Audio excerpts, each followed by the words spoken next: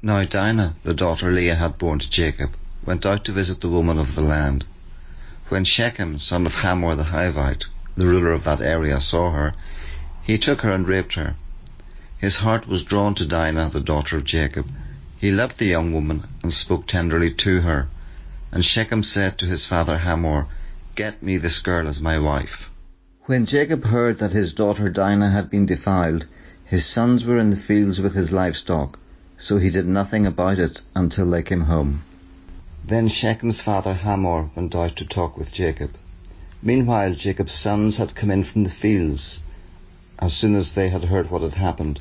They were shocked and furious, because Shechem had done an outrageous thing in Israel by sleeping with Jacob's daughter, a thing that should not be done. But Hamor said to them, "My son Shechem has his heart set on your daughter. Please give her to him as his wife. Intermarry with us, give us your daughters, and take our daughters for yourselves. You can settle among us. The land is open to you. Live in it, trade in it, and acquire property in it." Then Shechem said to Dinah's father and brothers, "Let me find favour in your eyes, and I will give you whatever you ask. Make the price for the bride, and the gift I am to bring as great as you like, and I'll pay you whatever you ask me. Only give me the young woman as my wife." Because their sister Dinah had been defiled, Jacob's sons replied deceitfully, as they spoke to Shechem and his father Hamor. They said to them, "We can't do such a thing. We can't give our sister to a man who is not circumcised. That would be a disgrace to us. We will enter into an agreement with you on one condition only, that you become like us by circumcising all your males. Then we will give you our daughters and take your daughters for ourselves. We'll settle among you and become one people with you. But if you will not agree to be circumcised, we'll take our sister and go." Their proposal seemed good to Hamor and his son Shechem. The young man, who was the most honoured of all his father's family, lost no time in doing what they said, because he was delighted with Jacob's daughter. So Hamor and his son Shechem went to the gate of their city to speak to the men of their city.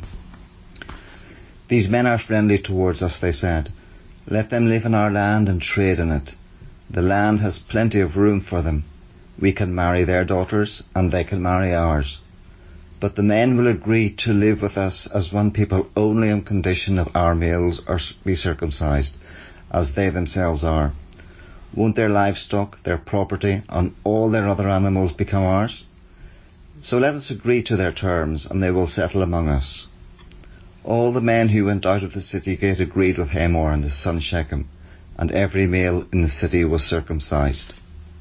3 days later, while all of them were still in pain, 2 of Jacob's sons, Simeon and Levi, Dinah's brothers, took their swords and attacked the unsuspecting city, killing every male. They put Hamor and his son Shechem to the sword, and took Dinah from Shechem's house and left.